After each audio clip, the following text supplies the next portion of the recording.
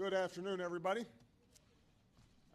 Yesterday, before votes were tallied, I shot a video that some of you may have seen in which I said to the American people, regardless of which side you were on in the election, regardless of whether your candidate won or lost, the sun would come up in the morning. And that is one bit of prognosticating that actually came true. The sun is up. And I know everybody had a long night. I did as well. I had a chance to talk to President-elect Trump last night, about 3:30 in the morning, I think it was, to congratulate him on winning the election. And I had a chance to invite him to come to the White House tomorrow to talk about making sure that there is a successful transition between our presidencies. Now, it is no secret that the President-elect and I have some pretty significant differences. But remember, 8 years ago, President Bush and I had some pretty significant differences. But President Bush's team could not have been more professional or more gracious in making sure we had a smooth transition so that we could hit the ground running. And one thing you realize quickly in this job is that the presidency and the vice presidency is bigger than any of us. So I have instructed my team to follow the example that President Bush's team set 8 years ago and work as hard as we can to make sure that this is a successful transition for the President-elect. Because we are now all rooting for his success in uniting and leading the country. The peaceful transition of power is one of the hallmarks of our democracy. And over the next few months, we are going to show that to the world. I also had a chance last night to speak with Secretary Clinton, and I just had a chance to hear her remarks. I could not be prouder of her.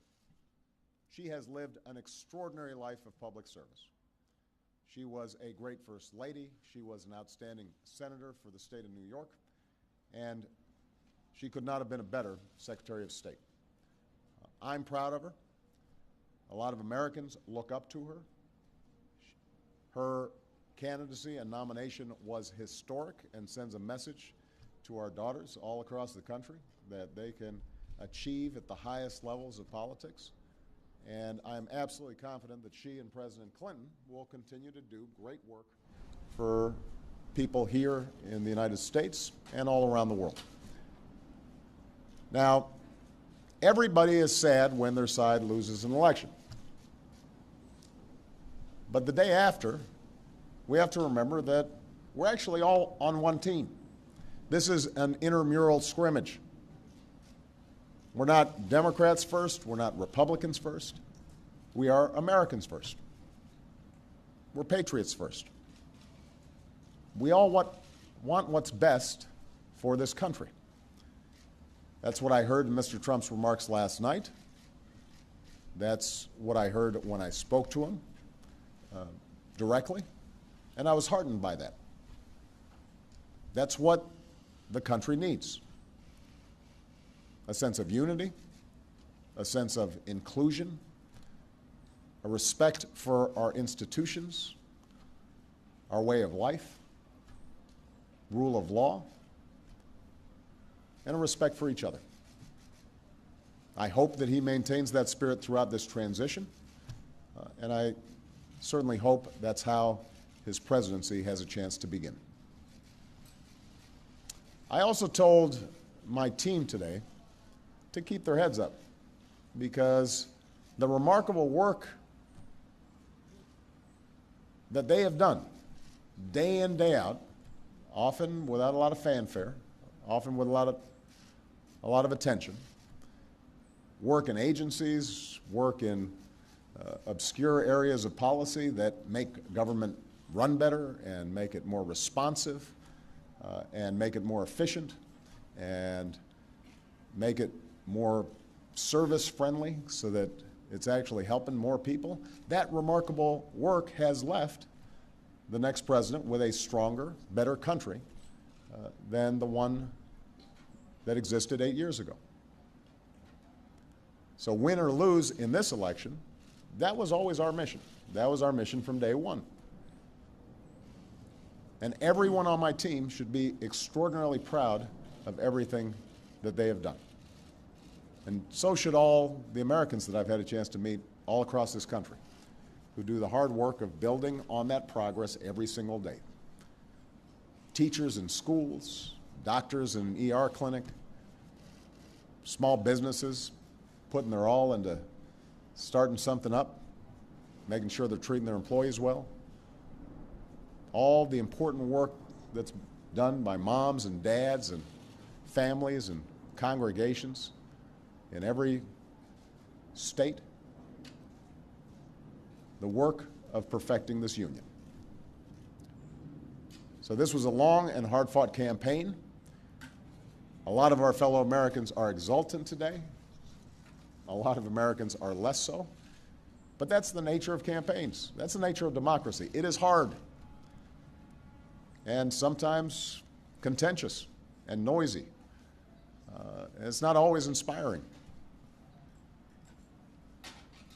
But to the young people who got into politics for the first time and may be disappointed by the results, I just want you to know you have to stay encouraged. Don't get cynical. Don't ever think you can't make a difference. As Secretary Clinton said this morning, fighting for what is right is worth it. Sometimes you lose an argument. Sometimes you lose an election. You know, the path that this country has taken has never been a straight line. We zig and zag, and sometimes we move in ways that some people think is forward and others think is moving back. And that's okay. I've lost elections before. Joe hasn't, but, you know. So I've been sort of sharing. Remember, you beat me badly. That's the way politics works sometimes. We try really hard to persuade people that we're right. And then people vote. And then if we lose, we learn from our mistakes, we do some reflection, we lick our wounds, we brush ourselves off, we get back in the arena. We go at it. We try even harder the next time. The point, though, is that we all go forward with a presumption of good faith in our fellow citizens. Because that presumption of good faith is essential to a vibrant and functioning democracy. That's how this country has moved forward for 240 years. That's how we've pushed boundaries and promoted freedom around the world. That's how we've expanded the rights of our founding to reach all of our citizens. It's how we have come this far. And that's why I'm confident that this incredible journey that we're on as Americans will go on. And I'm looking forward to doing everything that I can to make sure that the next president is successful in that. I've said before, I think of this job as being a relay runner. You take the baton, you run your best race, and hopefully by the time you hand it off, you're a little further ahead. You've made a little progress. And I can say that we've done that, and I want to make sure that handoff is well executed because ultimately we're all on the same team. All right? Thank you very much, everybody.